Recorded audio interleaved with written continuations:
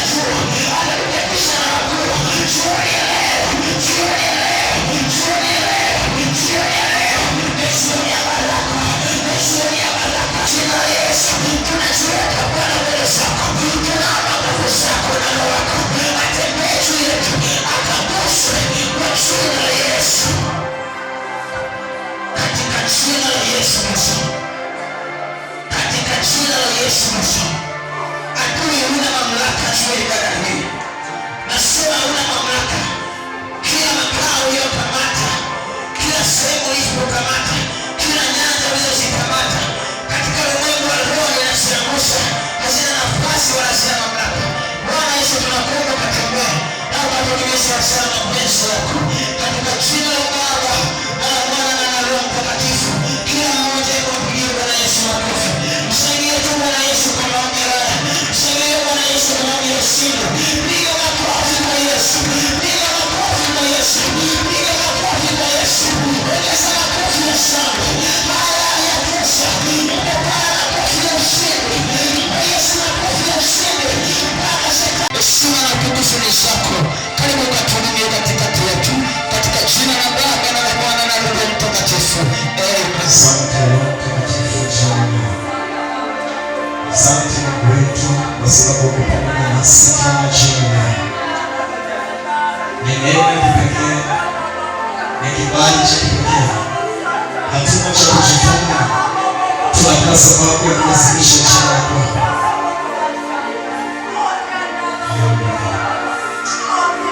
Katika jina la Yesu.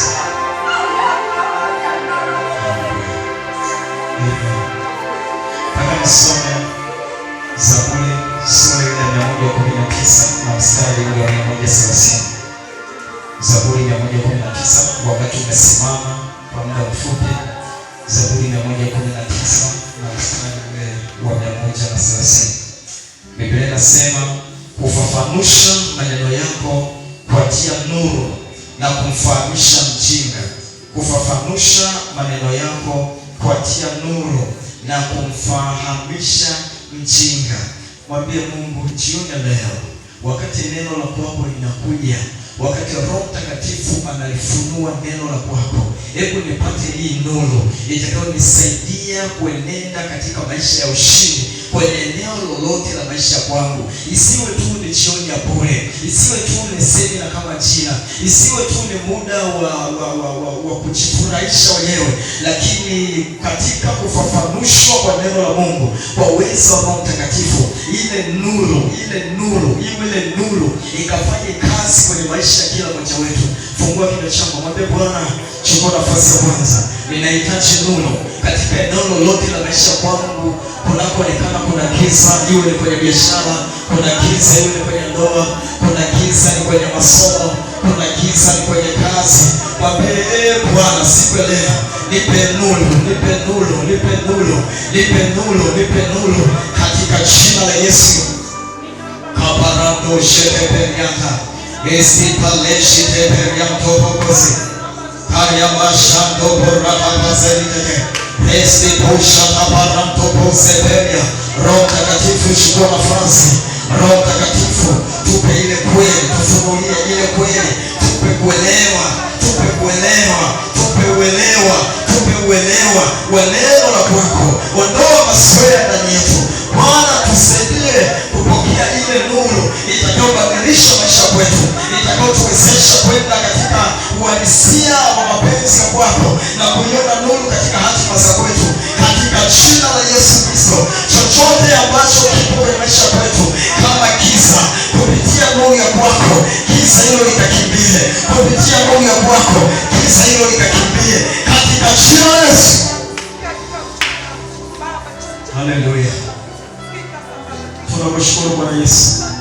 Asante Roho Mtakatifu kwa sababu uko pamoja nasi. Asante kwa neema ya kwako tena jioni leo. Asante kwa uwepo wako. Asante kwa kila mmoja, katika jina la Yesu Kristo. Amen. Piga Bwana Yesu makofi. Shangilia tena Bwana Yesu makofi ya shangwe. Unaweza kushika mkono jirani yako, mwambie ongea kwa kuwepo katika ibada hii. Mwambie hii sio tu semina, lakini ni ongezeko la neema juu ya neema. Ni semina kukutana na Mungu. Haleluya. Na unaweza kuchukua nafasi yako sasa.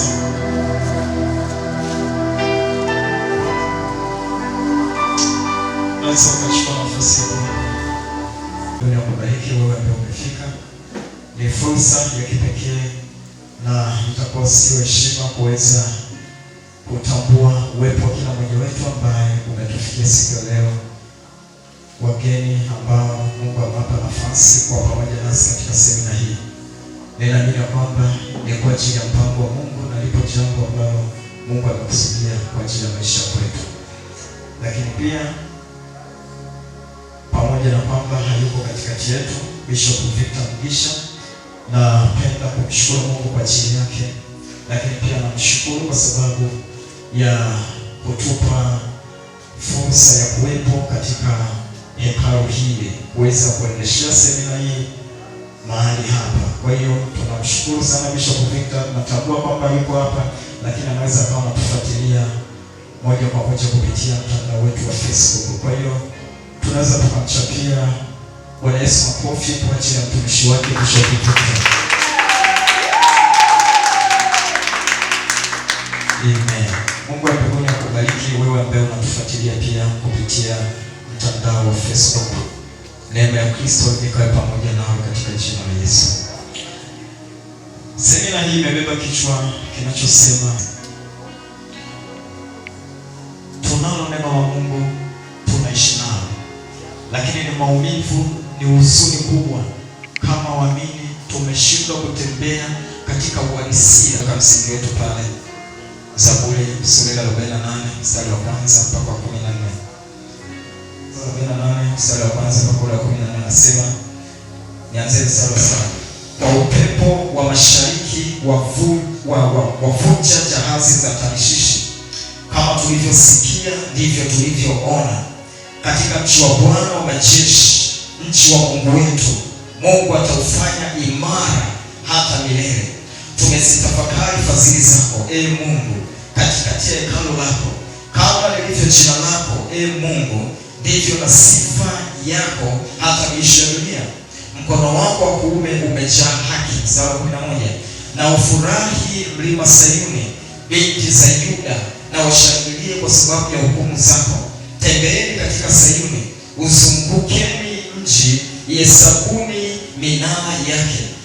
Tieni moyoni boma zake, yafikirini majumba yake, mpate kuambia kizazi kitakachokuja. Kwa maana ndivyo alivyo Mungu wetu milele na milele. Yeye ndiye atakayetuongoza. Jina la Bwana libarikiwe kwa ajili ya neno lake. Asante Roho Mtakatifu kwa sababu neema yako iko pamoja nasi na wewe unatuongoza kutupa ile kweli katika jina la Yesu Kristo. Amen. Zaburi ya 48 tunafahamu ni moja ya nyimbo ambazo tunazipata katika kitabu hiki cha Zaburi. Na nyimbo hii imeandikwa na wana wa Kora. Tunatambua ya kwamba wana wa Kora hawakufa. Na sababu ni kwamba Kora alikuwa ni mtu muasi, alimuasi Musa, alimuasi mtumishi wa Mungu, lakini Mungu akamwasibu Kora, hakuweza kuwaasibu watoto wake. Biblia inazungumza kwamba mwana atachukua uovu wa baba yake. Mungu ni Mungu wa haki.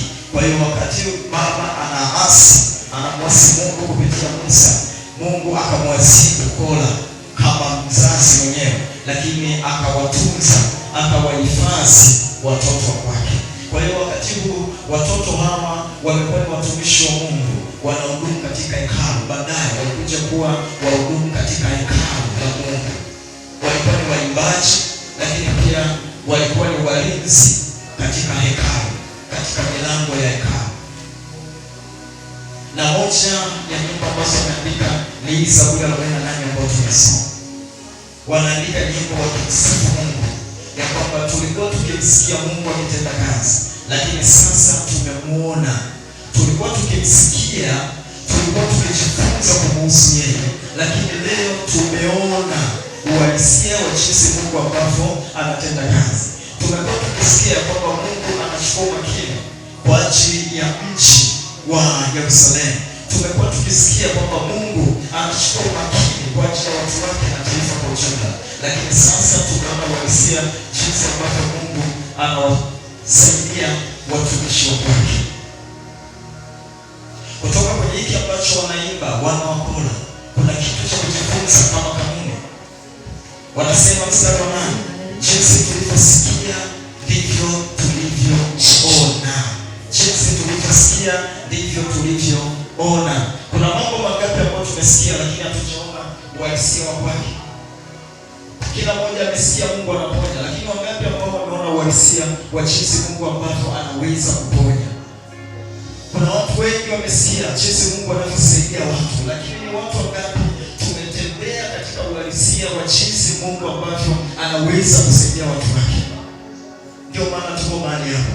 Wana wa Kola wanaimba, wanamsifu Mungu. Nataka nikwambie, kama hujaweza kupata uhalisia wa kile Mungu anaweza kufanya kwenye maisha yako, huwezi kuwa na ujasiri wa kumsifu Mungu katika roho na kweli. Huwezi kumwabudu Mungu, huwezi kumsifu Mungu kwa kiwango kile cha kutikisa mbingu. Ni mpaka umefahamu ya kwamba kuna kitu ambacho Mungu amefanya katika maisha ya kwangu. Na hiki ndicho kitu ambacho tunakitafuta na sisi jioni ya leo, ili tuweze kumtukuza Mungu wetu, kusema Mungu wastahili, mfalme wa falme, wewe ni Bwana wa mabwana, kwa sababu tumekuona.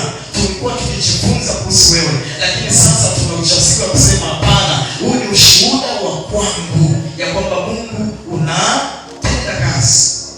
Katika Biblia lugha ya Kiebrania neno kusikia ni neno shama, ambalo halijabeba tafasiri kama ambavyo sisi kwenye Kiswahili chetu tunayo.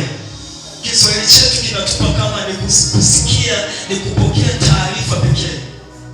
Umepokea taarifa. Hapa ninavyostahili neno shama linamaanisha kupokea taarifa alafu kuchukua hatua kwenye zile taarifa. Si tu kusikia ama si tu kupokea taarifa, lakini kupokea taarifa alafu kuchukua hatua, kuonyesha mwitikio kwenye taarifa zile ambazo unafanya nini?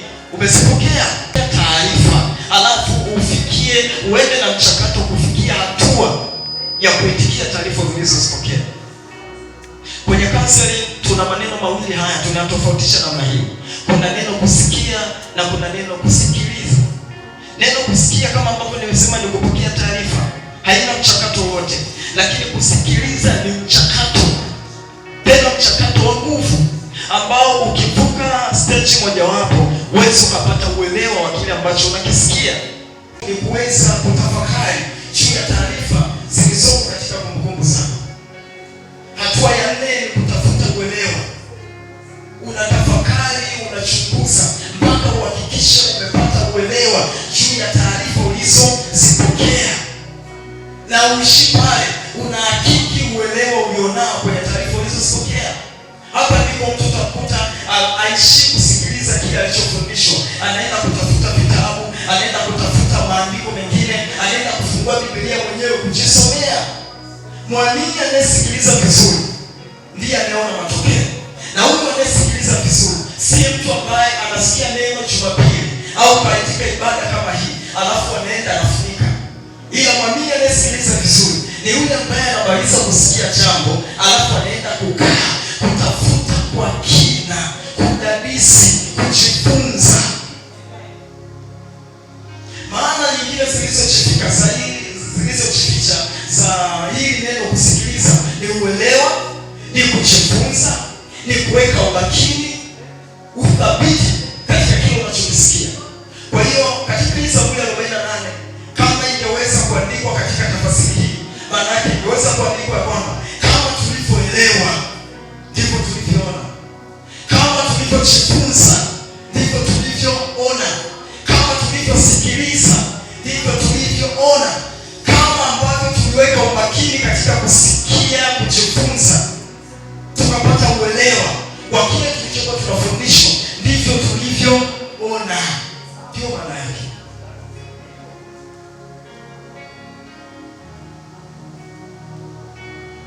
Nini maana ya kuona? Wanasema kama tulivyosikiliza ndivyo tulivyoona. Nini maana ya kuona? Wengi tunajua kuona ni kutazama kwa macho. Nimeona kile pale ni kiti, nimeona ile pale ni nguzo, nimeona pale ni kamera. Hapana, ni zaidi ya kutazama na kujiona kitu. Kusikia inatokana na neno moja la Kiebrania linaitwa raha. Raha hili neno linamaanisha kupata uzoefu ama kuishi katika uhalisia wa kile ambacho umekitafakari. unaishi katika hicho.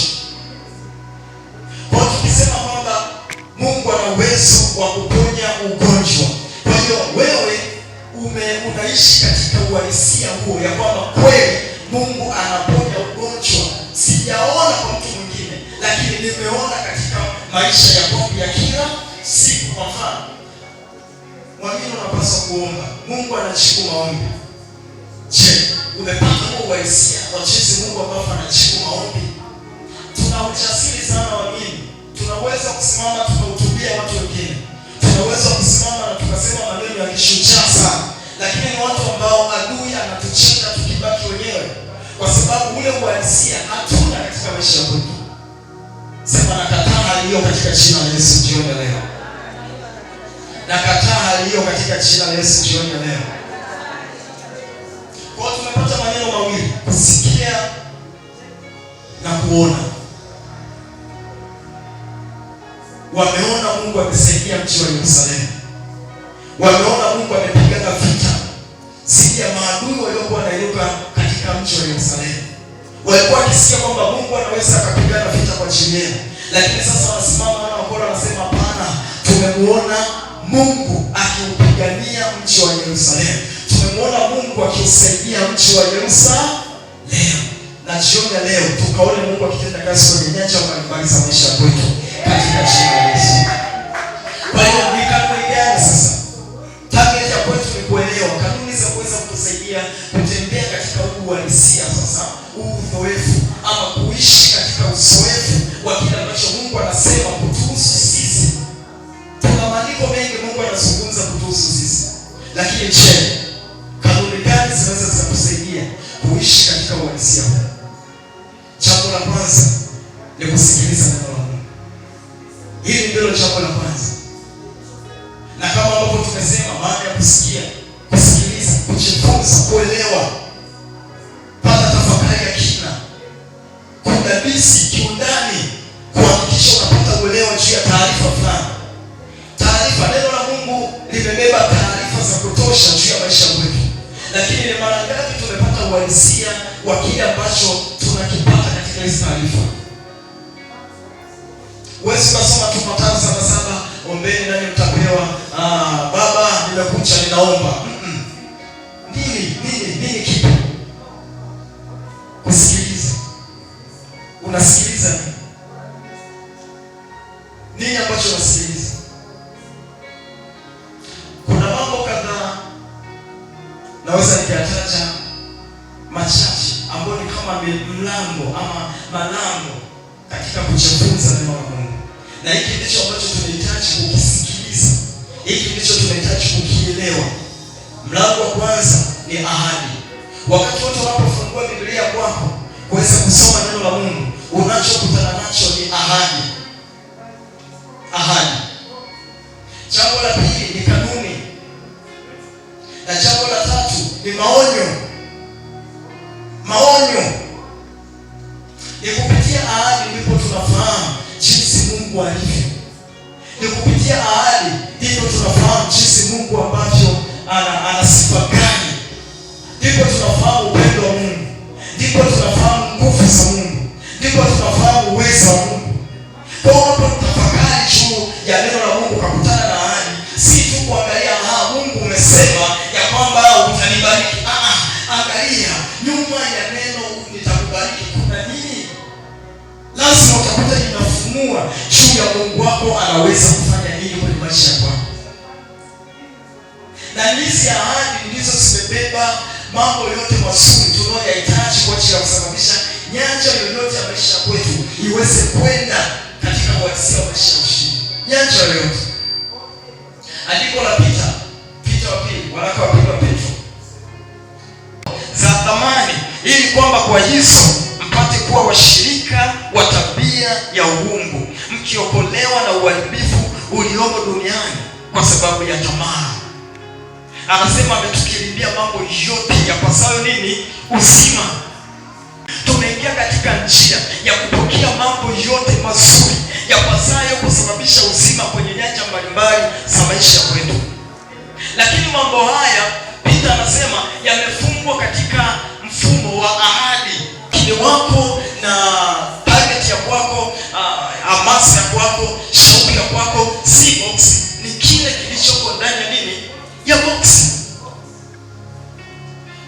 mambo mazuri ya Mungu katika maisha yetu ameyafunga katika box linaitwa ahadi.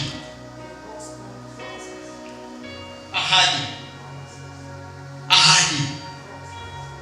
Na anasema ukishapokea box hili la mambo ya uzima kwenye maisha yako, kwenye nyanja yote ya maisha yako, anasema utaweza kwenda kinyume na vitisho vyote vya adui. Utaweza kuishinda nguvu ya tamaa katika ulimwengu huu. Kwa nini? Kwa unaotumaini kupitia ahadi za nani? Za Bwana. Utasema hapana, Mungu amesema hata niacha, ameahidi. Unaotumaini ndio muhimu sana. Lakini kitu cha pili, iwe unafundishwa katika semina, iwe unajisomea mwenyewe, iwe unadadisi kwa namna ya kiyoyote ile, ni kanuni. Kitu cha pili, hizi kanuni ndizo ambazo zinafunua njia Mungu amesema kwenye maisha yako. Kwa hiyo ukikosa kujua kanuni za Mungu kuweza kutimiza ahadi, umekosa kuelewa ni namna gani unapaswa kuishi. Kwa lugha nyepesi ni kwamba kanuni za neno la Mungu zinasababisha maadili kwa mwamini. Kanuni zinaleta ama zinamjenga mwamini katika maadili ya kiroho. Wangapi wanaelewa? Kwa hiyo umekosa kanuni, lazima kanuni nyingi. Mungu anazungumza kanuni. Mwanzo mpaka Ufunuo anazungumza kanuni. Na hizi kanuni ndizo ambazo ni funguo za kuweza kukusaidia kupokea hizi ahadi. Usipoelewa kanuni, hautaweza kupokea ahadi, kwa sababu kanuni ndizo ambazo zinakuongoza ya kwamba sasa nini ufanye ili uweze kupokea kile ambacho Mungu amesema. Mkikubali na kutii, mtakula mema ya nchi. Yapo mema ya nchi ambayo Mungu ameyataja katika maneno mengi kwenye neno lake. Lakini ili uweze kuyapokea kwa ajili ya maisha yako, ni lazima uelewe nini? Kanuni. Na ukishazielewa kanuni, zitakushape kuhakikisha unaishi vile ambavyo mapenzi ya Mungu yanataka uishi. Ndio maana anasema kanuni ni silaha ya kumsaidia muamini aishi katika uadilifu wa kiroho, kuweza kupokea kile ambacho Mungu anataka. Kanuni ni mfumo ambao unamuonyesha Mungu utendaji wake wa kazi, njia za Mungu kufanya kazi. Unataka kujua Mungu anatendaje kazi? Tafuta kujua kanuni zake katika Biblia. Tafuta kujua kanuni zake katika neno la kwake. Unataka kujua Mungu ni wa namna gani? Unataka kujua Mungu ana uwezo namna gani? Tafuta kujua ahadi za kwake katika neno la kwake. Hii tu inatosha kuweka mtu huru. Ni moja ya hatua ya kuelekea uhuru kwenye maisha ya mtu. Na jambo la tatu ni maonyo. Maonyo yanatusaidia kuweza kujua athari ya dhambi, athari ya kutokutii, athari ya kuishi kinyume na neno la Mungu linavyosema. Kwa hiyo wakati wote unaposoma neno la Mungu unakutana na maonyo angalizo ya kwamba mwanangu, ukifanya hivi utakutana na moja, mbili, tatu. Utaadhibiwa, uwepo wangu utaondoka kwako, utapoteza hiki. Kwa hiyo maonyo katika neno la Mungu yanakuonyesha ya kwamba utakiwa kufanya hiki, na kama ukifanya utakutana na hiki. Kwa hiyo kwa lugha nyingine, maonyo yanatusaidia kwanza kukua kiroho, yanatusaidia kushinda hila na mikakati ya adui, kwa sababu tunakuwa tunauelewa juu ya kile ambacho adui anataka kukifanya, ni kutupeleka katika madhara ambayo Mungu amesema kama tusipomtii yatatukumba. Kwa haya mambo matatu ni miongoni mwa mambo muhimu ambayo ni malango. Wakati wote unaposoma neno la Mungu lazima uelewe. Usisome Biblia ili ndani. Mtu mmoja akaniambia, unasomaje Biblia? Unajua mimi naamka naanza mwanzo mpaka ufunuo lakini sielewi. Nikamwambia no, toka umeanza kusoma ni nini ambacho umekibaini katika neno la Mungu. Hatutafuti kuona nina mistari 200 kichwani, lakini tunatafuta kujua tunauelewa gani juu ya kile ambacho Mungu amesema kwenye kile ambacho nimepokea kama taarifa. Kanuni, ahadi namba 1, kanuni namba 2, maonyo. Maonyo. Nampenda sana Daniel, kijana Daniel. Kachukuliwa utumwani. Wanasema takriban yapata inaweza kuwa kwenye miaka 17 alienda utumwani. Amefika kule wakati wengine wana na umekubaliana na hali ile. Daniel akasema hapana. Daniel sura ya 9. Daniel akasema hapana. Akachikita kujifunza juu ya kile ambacho Mungu wake amesema. Na historia inasema Daniel wakati yuko mdogo, tayari nabii Yeremia alikuwa ameshaanza huduma. Kwa hiyo ninapata taswira kwamba Daniel alimsikia Yeremia akifundisha. Alikuwa akifanya nini? Akisikiliza. Kwa wakati Yeremia anasema, Mungu anamwambia niite nami nitakutikia, nitakuonyesha mambo makubwa na magumu usiyoyajua. Daniel alitafuta kujua Mungu anazungumza nini. Biblia inasema katika Daniel sura ya 9 anasema nilielewa kwamba miaka yetu 70 imefika mwisho kwa kusoma nini? Vitabu. Kwa lugha nyingine ni kwa kujifunza, ni kwa kusikiliza, ni kwa kutafuta kuelewa, kujifunza kile ambacho Mungu amesema juu yetu, kutafuta kujua. Daniel alikuwa halali apoteze muda wake. Mungu amesema nini juu ya maisha kwangu? Anafunua kuangalia ahadi ya Mungu ni ipi. Anasoma kwa watu ambao wamepita, wamemtangulia katika huduma, wakina Yeremia, wakina Isaya, wakati ule miaka mingi sana. Nini ambacho Mungu amesema? Mwisho wa siku Daniel anakuja anasema, kwa kuelewa vitabu nikabaini kwamba miaka yetu imefanya nini? Imefika mwisho. Aligundua namna gani? Aliposoma document, taarifa za Yeremia. Yeremia alitabiri ya kwamba mpenda utumwani na baada ya miaka 70 nitawarudisha. Alafu maadui zenu wote, wakiwemo wale ambao wamewachukua mateka, nitawashughulikia, nitawaharibu, watakuwa watumwa.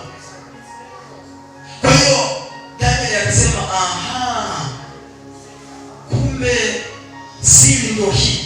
Mungu ameahidi kututoa katika utumwa, ni kwa kujifunza. Alikuwa kulala na kuota ndoto, nimeona maono, Mungu anaenda kutufungua mwaka wa baada ya miaka. Hapana, ni kwa kujifunza nini? Neno. Kuna vifungo vingapi ambavyo waamini wanatenda navyo? Familia haieleweki, maafya haieleweki, mara hiki hakieleweki, lakini ni mara ngapi umetafuta kujua Mungu amesema nini juu ya hiyo hali? Mara ngapi? Daniel akasema hapana, nimepata ahadi. Sasa nini cha kufanya? Muda umeisha. Hakupaswi kuendelea kukaa hapa hakushia. Angekuwa ni wewe, pengine ungeanza, Mungu umesema miaka 70 tunapaswa tuondoke. Njoo nitoe utumwani. Lakini Daniel akarudi upande wa pili. Nimekwambia mlango mwingine wa kujifunza neno la Mungu ni nini? Kanuni. Daniel akatafuta kujua kanuni za kututoa hapa ndani. Tunatokaje sasa kwenye utumwa? Nimeshajua Mungu amesema miaka 70 ninaondoka. Sasa tunaondokaje? Nini? Kwa nini bado tuko? Akabaini kuna kanuni ya kufuata. Na kanuni yenyewe ni kwamba lazima mrejee. Niite na nitakuitikia. Kwa hiyo kuna kanuni ya maombi. Daniel akaingia katika kuomba. Na si tu kuomba, akachukua kanuni ya kurudi kwa toba. Daniel akaingia kwenye maombi kwa ajili ya taifa. Akaiongoza taifa katika maombi ya toba. Wakamrudia nani? Mungu katika toba. Soma Daniel sura ya 9. Na baada ya pale Mungu akaonekana kwao. Sema Mungu akaonekana kwao. Mungu akawasaidia kupitia mtumishi mmoja ambaye anaitwa nani? Daniel.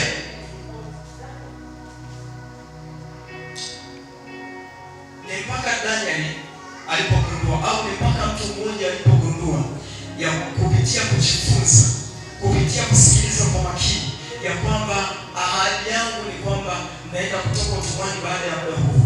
Na mtatokaje? Lazima mfuate kanuni, kwa sababu kilichowapeleka utumwani ni kwa sababu ya kutokutii.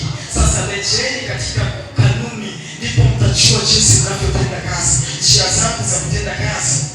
Ni mpaka umegundua, ni mpaka umejua katika kona fulani ya maisha Mungu amesema nini katika hiyo kona kuhusu wewe. Mungu amezungumza na wewe. Kuonyesha mtu mmoja ambaye alisikiliza, alafu hakutaka mtu yoyote amjumbishe kutokana na kile alichosikiliza. Marko sura ya 10 mstari wa 16 anasema, wakafika Yeriko, hata alipokuwa akishuka akashuka njia kutoka Yeriko pamoja na wanafunzi wake na mkutano mkubwa. Mwana wa Timayo, Bartimayo yule mwombaji kipofu, alikuwa ameketi kando ya njia. Mstari wa 47. Nataka usikilize kwa makini hapa. Huyu ni Bartimayo kipofu. Sasa sikiliza nini kinatokea. Naye aliposikia ya kwamba ni Yesu Nazareti, alianza kupaza sauti yake na kusema, Mwana wa Daudi, Yesu unirehemu. Mwana wa Daudi, Yesu unirehemu. Huyu ni kipofu anamuita Yesu. Na mstari wa 48 anasema, na wengi wakamkemea ili anyamaze, lakini alizidi kupaza sauti, Mwana wa Daudi unirehemu. Yesu akamjibu akamwambia, wataka nikufanyie nini? Mstari wa 51. Wataka nikufanyie nini? Yule kipofu akamwambia, mwalimu wangu, nataka nipate kuona. Akamwambia, mwalimu wangu, nataka nipate kuona. Sasa nataka nikuonyeshe vitu vilivyojificha hapa. Nini kinamfanya huyu kipofu asiyeona amuite Yesu Mwana wa Daudi unirehemu? Nani alimwambia huyu Yesu ni nani? Nini kilimpa ujasiri ya kwamba Yesu anaweza kumponya hata akapiga kelele? Ilikuwa tu sio kusikia. Huyu mtu amekuwa akisikia, huyu mtu amekuwa akisikiliza, huyu mtu amekuwa akijifunza. Pamoja na kwamba haoni, lakini alitumia mlango wa kusikia vizuri. Kwa hiyo alikuwa akipokea taarifa. Amesikia ya kwamba Yesu anaponya kule, Yesu anaponya kule, Yesu anaponya kule. Lakini anasikia ya kwamba Yesu wakati anaanza huduma ameenda hekaluni, anasema Roho wa Bwana yu juu yangu, maana amenipaka mafuta kuwahubiri maskini habari njema, waliofungwa kufunguliwa kwao, vipofu kupata kuona tena. Akuishia pale. Alisikia hawa watu wanazungumza pengine ya kwamba Yesu ameponya sehemu fulani, Yesu amefanya kile, Yesu amefanya kile. Huyu mtu akawa anajenga kutafakari. Siku baada ya siku anatafakari. Huyu mtu unayemsikia anaitwa Yesu ni wa namna gani? Ndio yule ambaye tumekuwa tukifundishwa na makuhani ya kwamba ni Masia anayekuja, tunamtarajia ndio huyu Masia anayekuja kurejesha ufalme kwa taifa, Masia anayekuja kuleta ukombozi ndio huyu. Alikuwa akitafakari, si kitu cha kusikia siku moja alafu akasema naenda kupokea uponyaji. Hapana. Alijijenga katika kusikiliza vizuri. Akatafakari. Akasema kama Yesu ndio huyu, lazima nipokee uponyaji. Kitu kingine kinachonifanya nione huyu mtu alielewa juu ya huyu Yesu aliyekuwa akipita akamwita, ni jinsi alivyokuwa anamuita. Anasema Yesu Mwana wa Daudi unirehemu. Nani alimwambia Yesu ni Mwana wa Daudi? Alikuwa anajua juu ya unabii uliotolewa katika kitabu cha Isaya. Kwa nini anasema unirehemu? Alielewa. Huyu mtu alikuwa anaelewa juu ya rehema. Akamwambia Yesu niponye, lakini Yesu ni wa huruma, kwa sababu wakati ule nimesikia story, alikutana na nini kilifuata, ilikuwa ni uponyaji. Kwa hiyo huyu mtu akagundua kwa hiyo wakati rehema na huruma na rehema vinatoka katika chanzo cha upendo. Kwa hiyo mtu akaelewa huyu Yesu ni wa upendo. Haijalishi kama ni wa upendo atanihurumia, na cha kufanya siendi kumwambia Yesu naomba uniponye, naenda kumwambia Yesu nirehemu. Sema yeye anaweza kukipokea. Na baada ya muda tunaona hakunyanyuka tu. Makosa tunayoyafanya waamini leo, Yesu unajua kile nilichozungumza kuhusu wewe, sehemu ambayo ulipaswa kuto kuelewa kuna kunyima haki zako katika ufalme wa Mungu. Ya tajiri na maskini, nini kilitokea? Yule tajiri, nafikiri ni kitabu cha Rumi, ameondoka duniani na maskini ameondoka duniani. Maskini yuko katika kifua cha kupata huruma kwa ajili ya watu ambao wako duniani. Anasema hebu tuma malaika apeleke ujumbe kule, ili ndugu zangu wale watano na wenyewe wasije kuingia katika nini, matatizo nilionayo mimi. Mungu anamwambia haiwezekani. Wanao wakina Musa na manabii wawasikilize wao, wanao wakina Noeli, wakina Vita, wakina watumishi mbalimbali wa Mungu wawasikilize wao.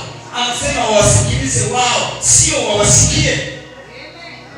Ni mara ngapi unatenga muda kusikiliza hao watu wanafundisha? Unawasikiliza, unaelewa? Kwa hiyo yule tajiri aligundua kuto kusikiliza kwangu, kuto kuelewa kwangu ndio kumeangamia. Sio kwamba hawana mistari, wanaangamia kwa kukosa maarifa. Uelewa si maarifa. Swala ni ufunuo gani unaopata kwenye maarifa ulionayo. Anasema nije nami nitakutikia.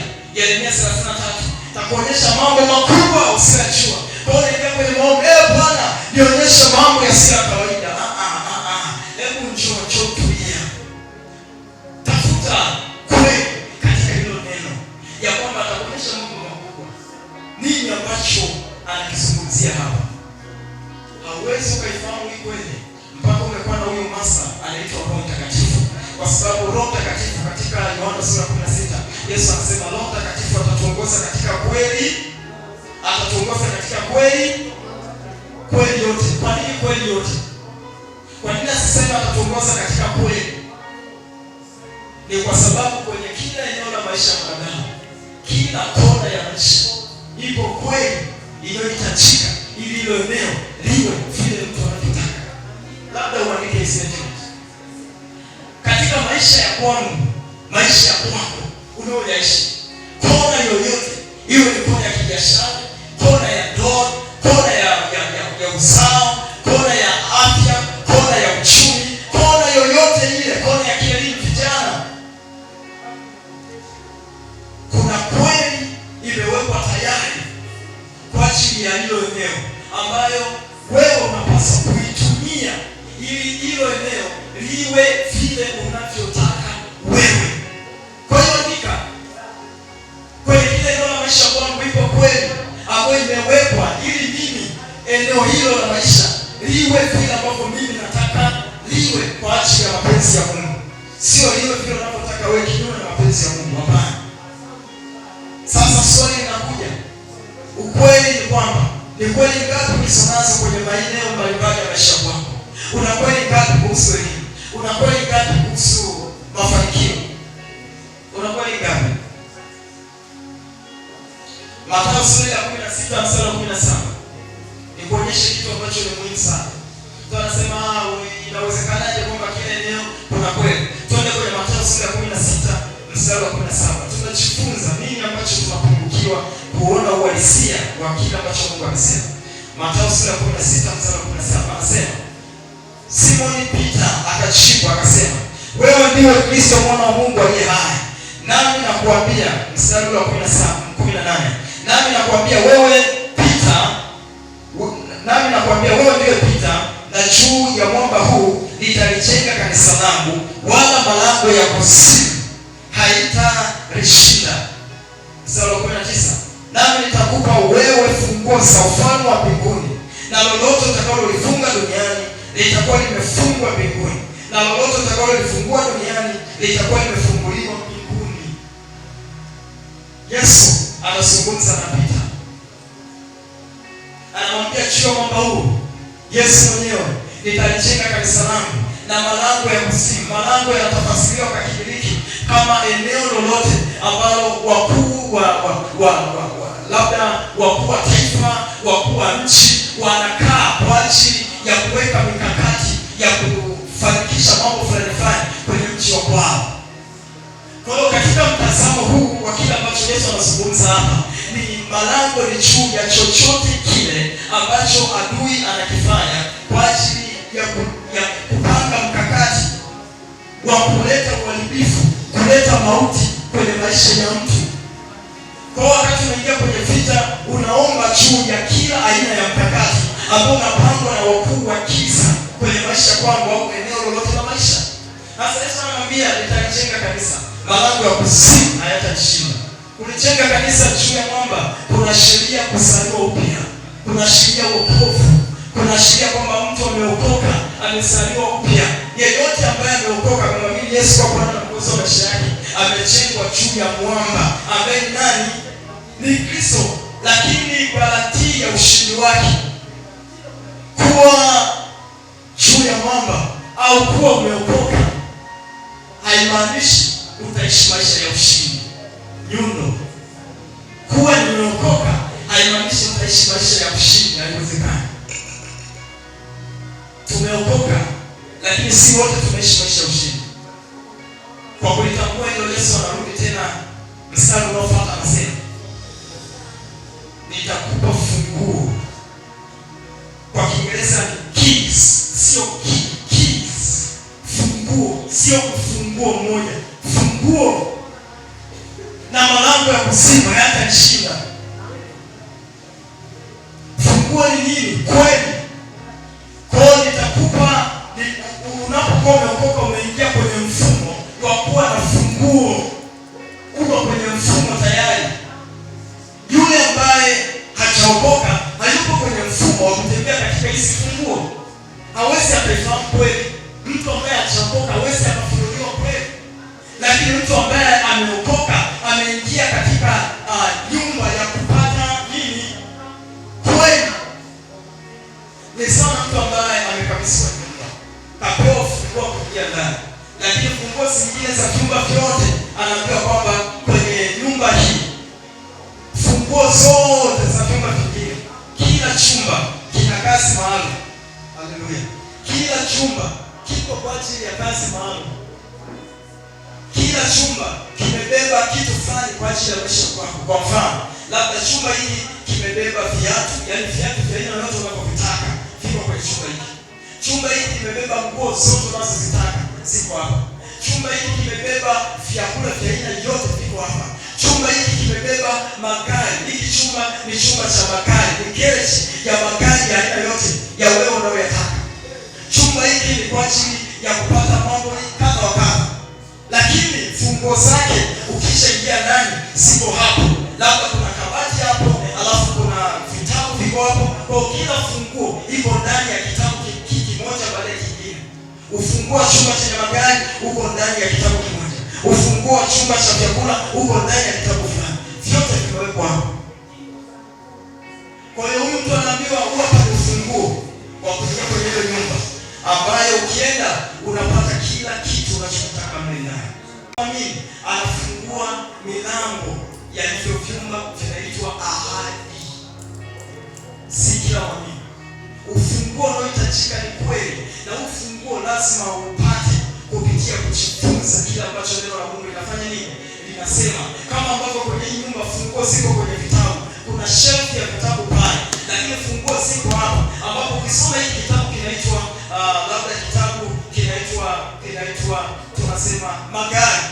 Kwa hiyo unahitajika ufungue kitabu kinaitwa magari, upate ufunguo ule wa kwenda kufungua hicho chumba. Ukishafungua unapata gari unalotaka. Maisha yetu kama waamini, chochote tunachokitaji ndani ya wokovu, ufunguo ni kweli. Kwa hiyo tunapaswa kwenda kwenye kitabu cha neno la Mungu, tufungue neno la Mungu linasemaje, tupate ufunguo kwa msaada wa Roho Mtakatifu, ambayo ufunguo ni kweli, ambapo tunaweza kwenda kwenye kila chumba tukasema nataka hiki, nataka hiki, nataka hiki, mlango ukawa wazi. Lakini maisha yetu waamini, tuko ndani ya wokovu. Bwana ni Bwana, Bwana hakuna kama yeye, maisha ya ushindi, naishi maisha ya ushindi. Huku nasema maumivu, mzigo ni mzito, lakini tumeokoka. Hapana, mimi nimekataa, nataka nione kweli. Alafu kitu cha tatu ni nini? Uzima. Yeyote ambaye anamwamini Yesu ameokoka, yuko kwenye njia ya kusababisha uzima kwenye eneo lolote lile la maisha yake. Eneo lolote lile. Uzima una viwango, una nyanja, una kona uzima. Eneo lolote la maisha linapaswa liwe na uzima. Na ili liwe na uzima ni lazima nipate kweli. Tayari niko katika njia ya kupokea uzima kwa ajili ya eneo lolote la maisha yangu. Na ufunguo kupokea huo uzima ni kweli. Watu wote waamini tumeishia kwenye kitu kinaitwa njia. Waamini tumeishia kwenye kitu kinaitwa njia. Lakini lakini sio mpango wa Mungu tubaki kwenye kitu kinaitwa njia. Ni mpango wa Mungu tuikamate kweli, alafu twende to experience, kupata uhalisia wa uzima wa Mungu kwenye maisha yetu. Kuanzia leo, kataa kuwa kwenye mfumo tu, kataa kuwa kwenye njia tu, bali anza safari ya kutafuta hizi funguo. Mwambie Yesu, umesema wewe ni njia, kweli na uzima. Niko kwenye njia tayari, lakini sioni uzima kwenye biashara, sioni uzima kwenye afya ya kwangu, sioni uzima kwenye ndoa ya kwangu, sioni uzima kwenye huduma ya kwangu, sioni uzima kwenye elimu ya watoto wangu, sioni uzima. Nataka nione uzima, niongoze katika kweli ya kwako, nikamate hizi funguo za kusababisha uzima kwenye nyanja mbalimbali za maisha kwangu. Kweli ngapi ambazo unazifahamu? Una kweli ngapi unazozifahamu kuhusu biashara? Una kweli ngapi unazozifahamu kuhusu biashara ambazo unaweza ukasimama ukasema hapana, siwezi nikaanzisha biashara yangu hii alafu nikafeli kizembe kirahisi, na katika kanuni zote za ubora na kuzingatia ninafanya. Kwa nini? Lazima nitafute kweli. Inasemaje? Anasema atabariki kazi ya mikono yako. Hebu ngoja kwanza. Umesema utabariki kazi ya mikono yangu. Kweli utabariki kazi ya mikono yangu? Unajua maana ya kubariki?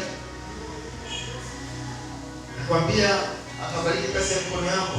Inahusisha kibali, inahusisha nguvu ya kufanya isivyo kawaida. Una kweli ngapi kuhusu biashara? Una kweli ngapi kuhusu elimu? Kama wewe ni kijana wako, kweli ngapi? Amesema mshike sana elimu, usimwache aende zake. Lakini anasema katika Zaburi, kumcha Bwana ni chanzo cha maarifa, ni mwanzo wa hekima. Kwa hiyo mimi siwezi nikamtii Mungu, siwezi nikakaa vizuri na Mungu alafu nikafeli katika masomo, nikafeli katika elimu. Hapana.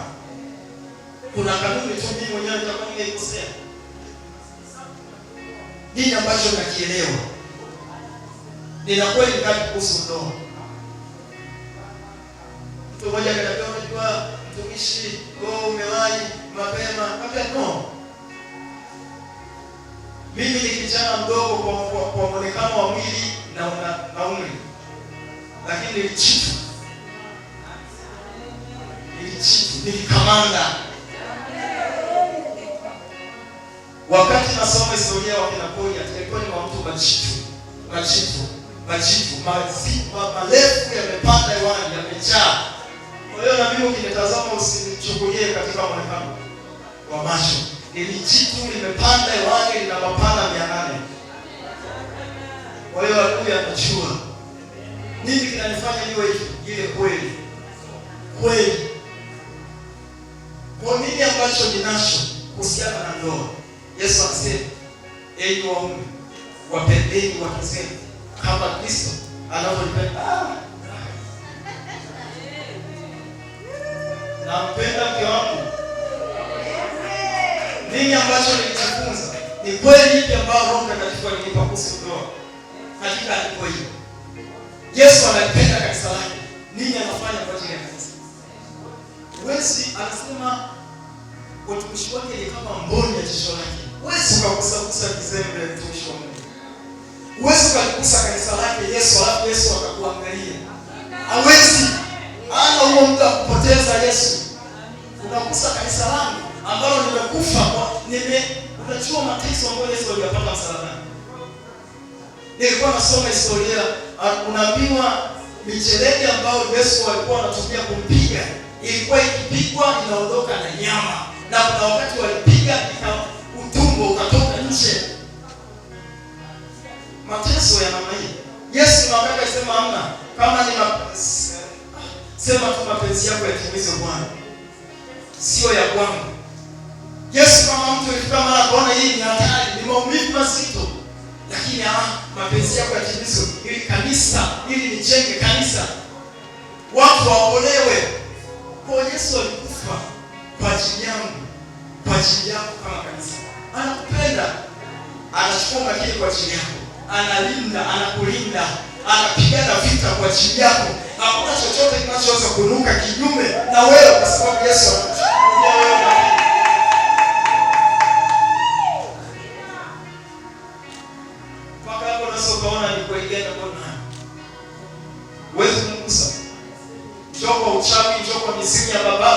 yatakusanya makabila pale ufiki, kwa sababu Sinai siwezi nikalala bila kumwambia mke wangu, hata kama nimechoka kiasi gani, kwa sababu najifunza kwa Yesu anavyopenda nini. Chochote kile tunachomwomba Baba kupitia Yesu, Yesu mwenyewe anasema atawapeni, atafanya.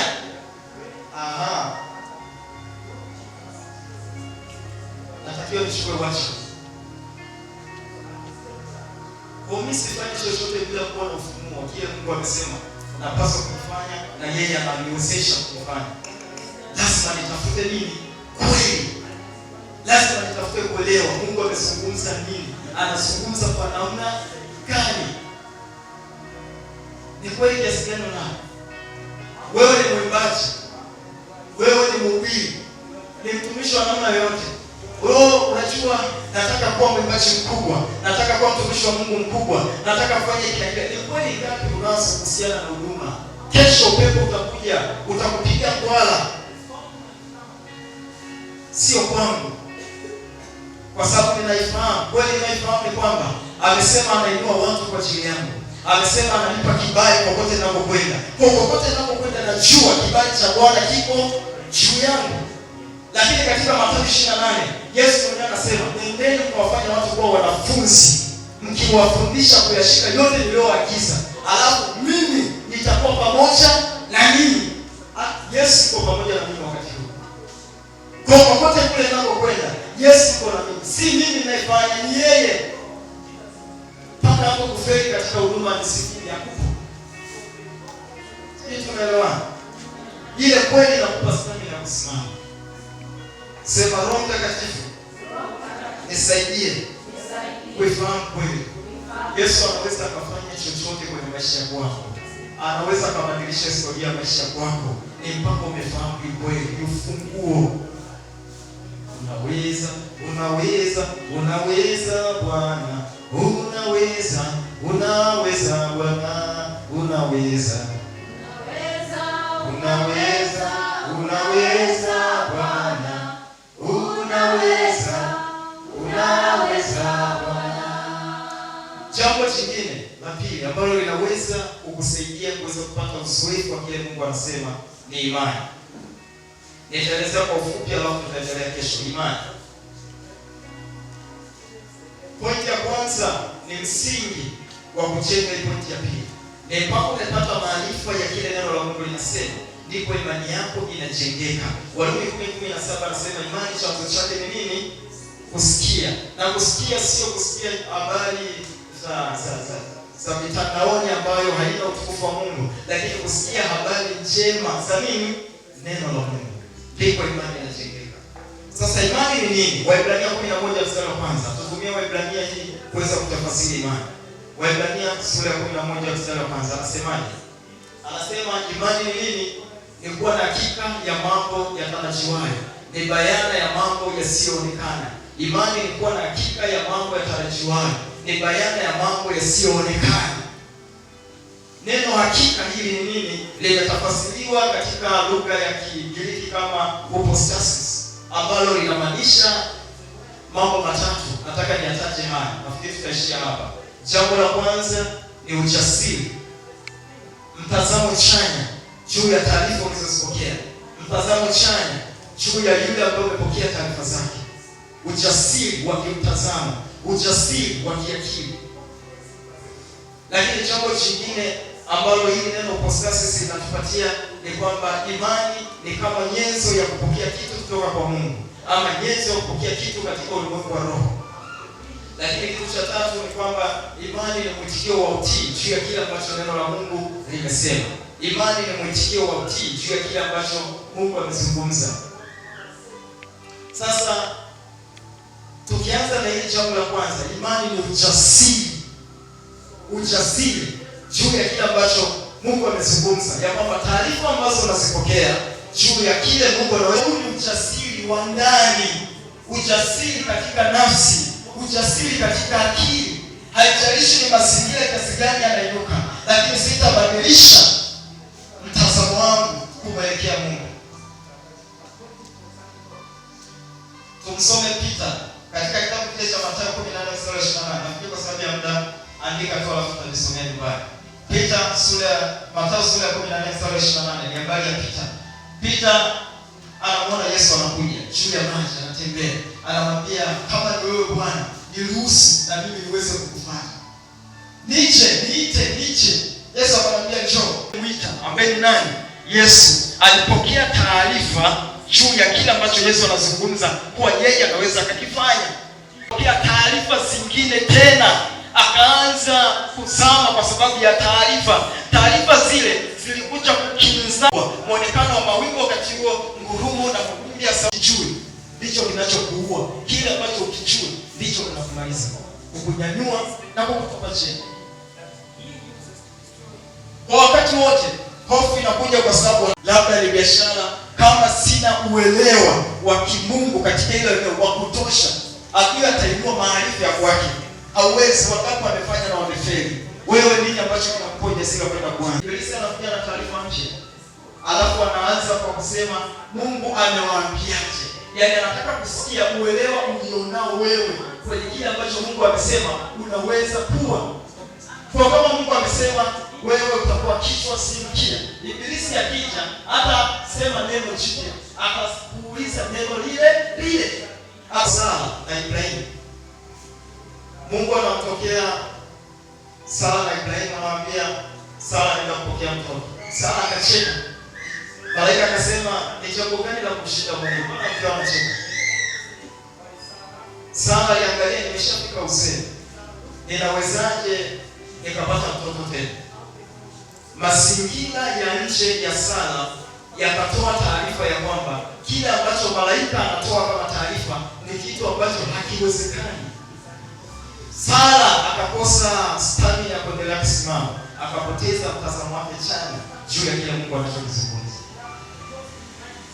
Kwa hiyo wakati wote kile ambacho hatukielewi vizuri ni mlango wa adui kupitia maarifa yake. Kama Paulo anafundisha, anasema hatushindani, vita vyetu si vya damu na nyama, lakini kwa kuangusha ngome na kila maarifa yanayojinua katika akili zetu kinyume na maarifa ya nani?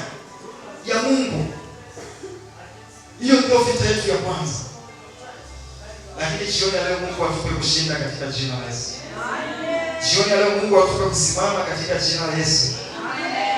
Jambo la pili, imani ni nyenzo ya kupokea mahitaji.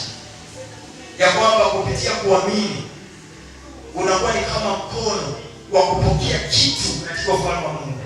Mtumishi wa Mungu mmoja akafundisha akasema, imani ni kama fedha. Kama ambavyo tunatumia fedha katika ulimwengu wa mwili huu, tunatumia fedha kuweza kupata kitu tunachokihitaji.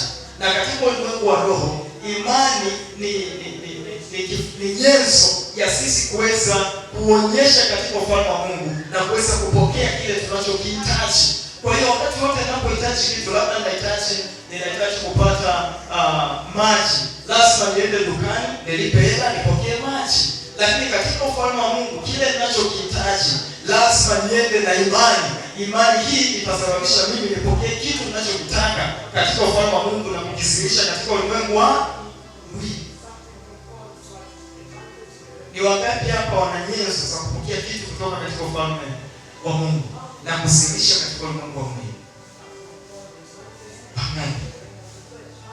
Lakini pia imani ni mwitikio wa utii. Na hapa ndipo ambapo kumetushinda watu wengi. Tumeokoka, tunalitaja jina la Bwana wa majeshi, tunasema Bwana ni nguvu yetu, Bwana ni mwokozi wetu, lakini hili jambo limetushinda.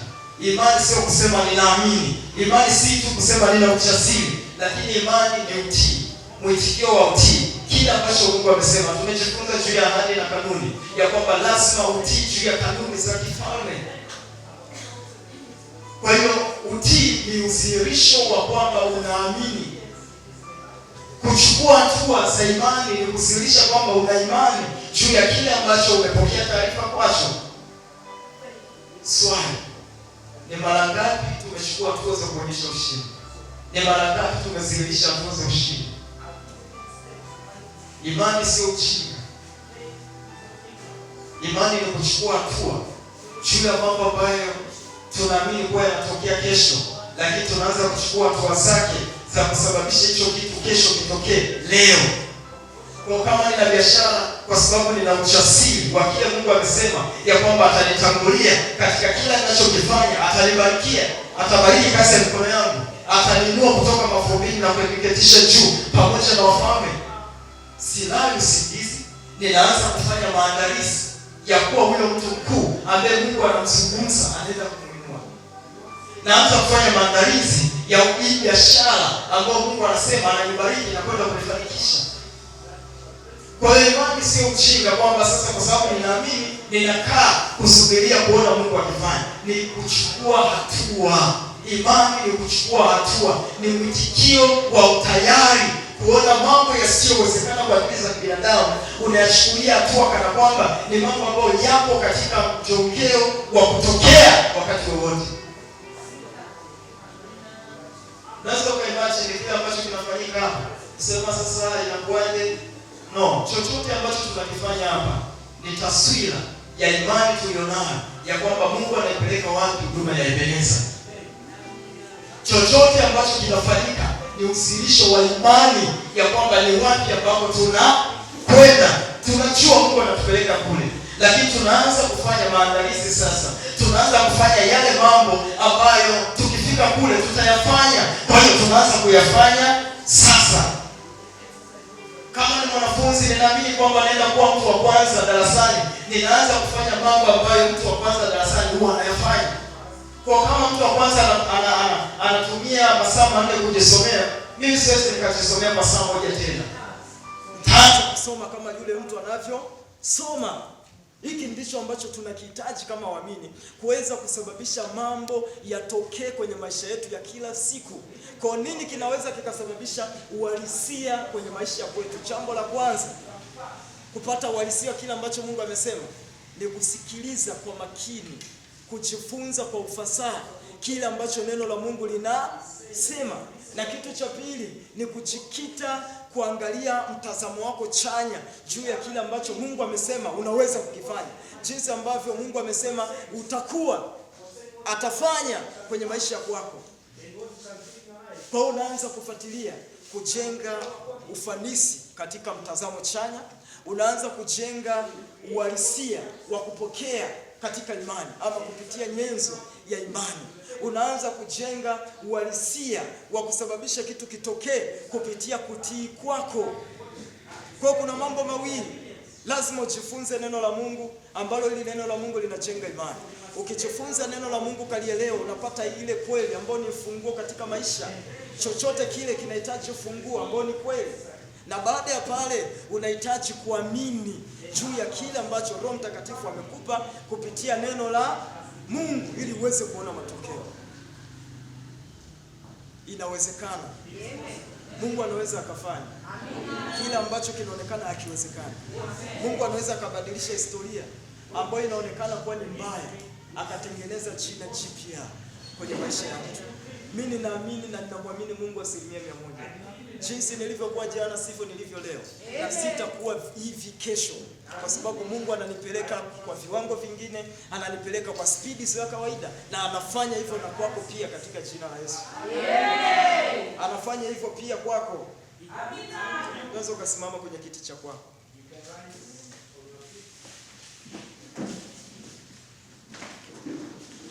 Tenda. Mungu anaweza kufanya. Haijalishi ni kipi ambacho kinaonekana kimeshindikana. Haijalishi ni ugonjwa ambao umesumbuka muda mrefu. Haijalishi ni udhaifu umesumbuka muda mrefu. Haijalishi ni watoto wameharibikiwa. Haijalishi ni chochote kile kinachoonekana kifanyi kazi ya kiende, ana uwezo wa kukiwisha tena. Ana uwezo wa kukifinyanga tena. Anamwambia Yeremia, nenda kwa mfinyanzi, utamkuta anafinyanga chombo kule. Alafu kuna kitu ambacho kitatokea. Baada ya kufika pale, Mungu anampa ufunuo Yeremia ya kwamba kile anachokifanya mfinyanzi, anafinyanga chombo chake kilichoharibika na kukifanya kuwa chombo kingine tena, si hata kile kile. Ndicho ambacho Mungu anaweza kufanya kwenye maisha yako. Ndicho ambacho Mungu anaweza kufanya kwangu, anaweza kufanya kwako. Amen. Ndivyo ulivyo Bwana, wewe ni mfinyanzi vilivyoharibika unavifinyanga tena, unavifinyanga tena, unavifinyanga tena, unavifinyanga tena, jinsi upendavyo wewe, hivyo ulivyo Bwana kushinda Yesu.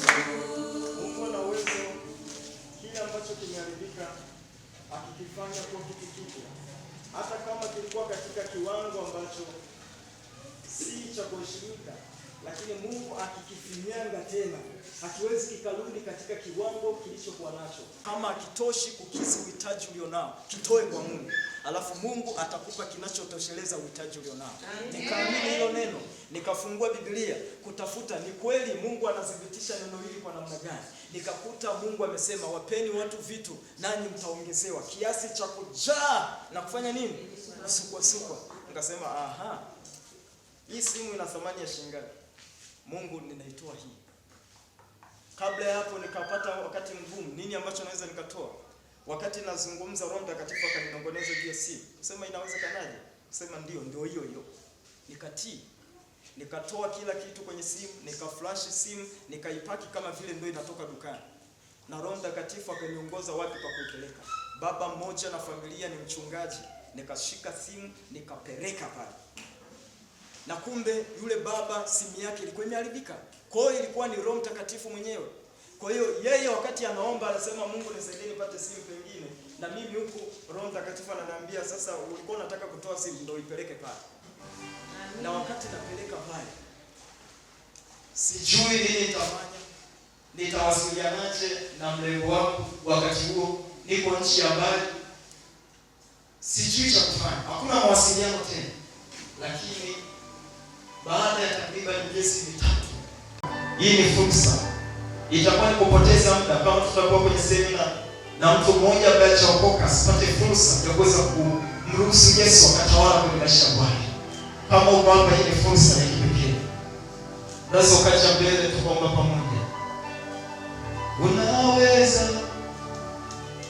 Unaweza, wewe ni Mungu, wewe ni Mungu, wewe ni Mungu, Yesu.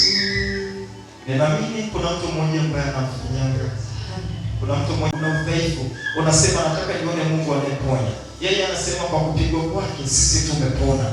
Kama alipigwa mapigo yasiyo ya kawaida, yasiyovumilika kibinadamu, lakini malaika alishuka kumtia nguvu, inawezekana kwako kuwa huru na kupokea uponyaji, kupokea afya njema. Chochote kile ambacho kiende kwenye maisha yako. Wapo watu ambao mmelia, mmekuwa na machozi ya muda mrefu, maumivu yasiyo kawaida. Lakini nataka nikwambie, nimepita katika wakati ambao nimelia, lakini nimemwona Mungu ambaye anafuta machozi. Nimepita katika wakati wa maumivu, nimemwona Mungu ambaye anafuta watu mioyo na kubadilisha historia za maisha yao. Huyo ndio Mungu ninayemtambulisha kwako, na yuko tayari kukufuta machozi, yuko tayari kukupa nguvu ya kusonga mbele, yuko tayari kuuisha biashara ya kwako, yuko tayari kuuisha watoto wako, yuko tayari kukupa hatua nyingine katika maisha. Haijalishi ni kitu gani. Nyosha mikono yako juu. Kwa dakika mbili nataka nikupe nafasi kuzungumza kile ambacho unahitaji kuona uhalisia jioni leo. Nataka nikwambie, Yesu anayezungumza yuko hapa.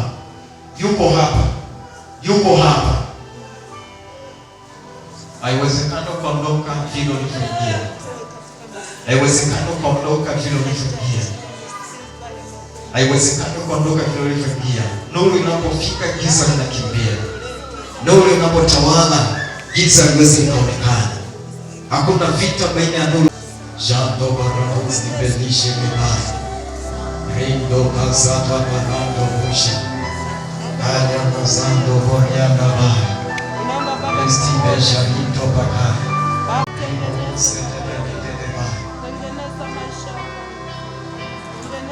Giza la ugonjwa, giza la udhaifu linaondoka wakati huu. Haya, kwa jina la Yesu, kwa jina la Yesu, kwa jina la Yesu, kwa jina la Yesu, toka, kwa jina la Yesu, kwa jina la Yesu, udhaifu unaondoka. Ninakemea hiyo roho ya udhaifu wakati huu, nakemea roho ya udhaifu kwa mamlaka ya jina la kufunga kwenye eneo lote, eneo la madhabahu. Kila unachokifanya akifanikiwe, kila unachokifanya hauoni faida, kila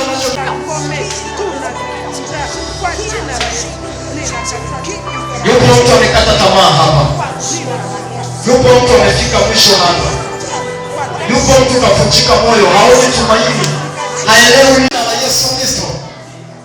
Roho za wakuu wa giza kwenye maisha yako zinazosababisha mauti kwenye familia yako, chochote kilichouliwa na adui, ninakiamsha sasa, ninakiamsha sasa, ninakiuisha kwa jina la Yesu Kristo. Kila aina ya kizuizi kwenye maisha yako ninakiondoa katika jina la Yesu, ninakiondoa kwa jina la Yesu.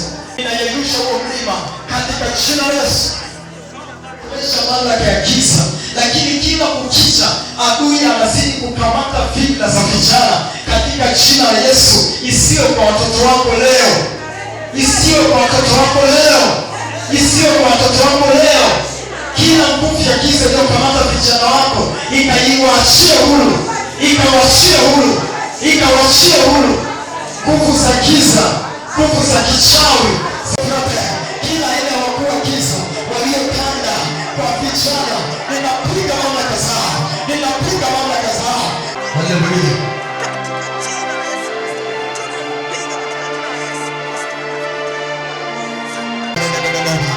Iria masanto borata balaya, ikabaranto boshetira.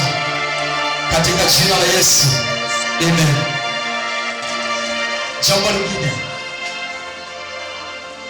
wazazi wetu mnalipa gharama kubwa, mnajinyima kutafuta kuona kijana ameinuka siku moja uweze kufurahia ya kwamba umezaa, umeleta watoto, wamekuwa, wakupe heshima. Lakini wakati umehangaika, wakati unahangaika, unateseka, unajijia kwenye anasa, pesa zake zinaishia kwenye kuleta uharibifu. Adui amemkamata, hauoni faida. Umemsomesha vizuri, umewekeza kwake, lakini mpaka sasa hakuna chochote cha faida kinachoonekana kwake. Adui amemnyang'anya. Ninakukemea waache huru, ninakukemea waache huru katika jina la Yesu, katika jina la Yesu,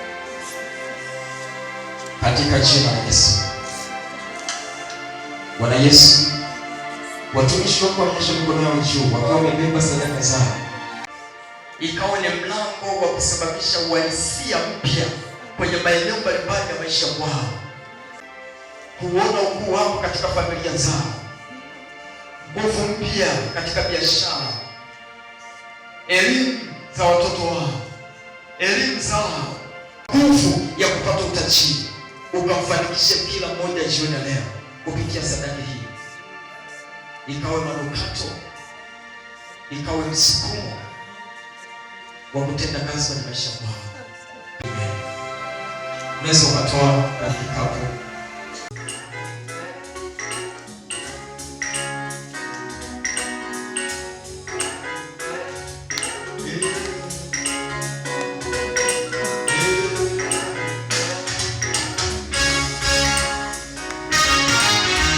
Imba kwa imani ya kwamba Mungu anafanya kitu. Kama unaamini kuna kitu kinafanyika, imba kwa imani.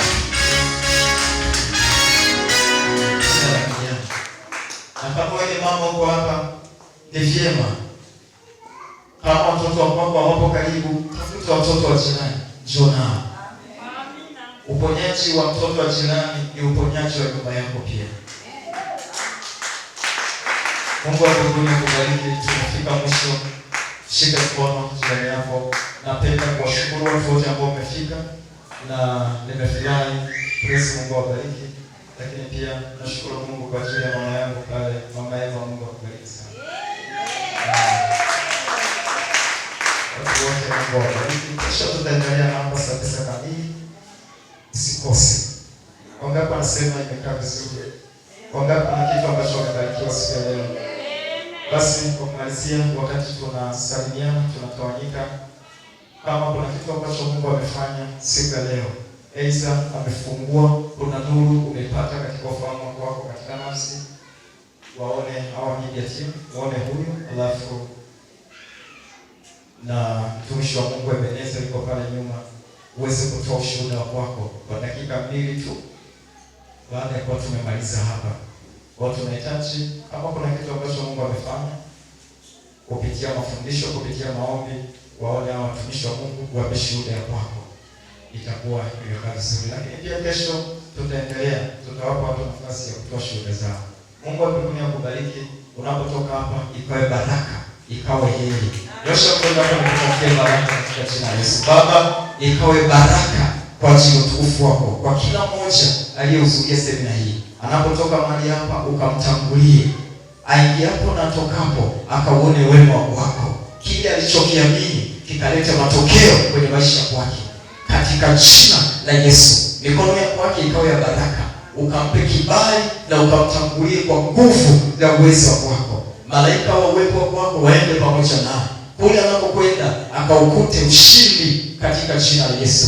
Na kushukuru Bwana kwa sababu imekuwa ni katika jina la Yesu. Amen. Uende na amani ya Kristo. Basi shika kwa mkono yako. Nikutakie wakati mwema. Mungu akubariki.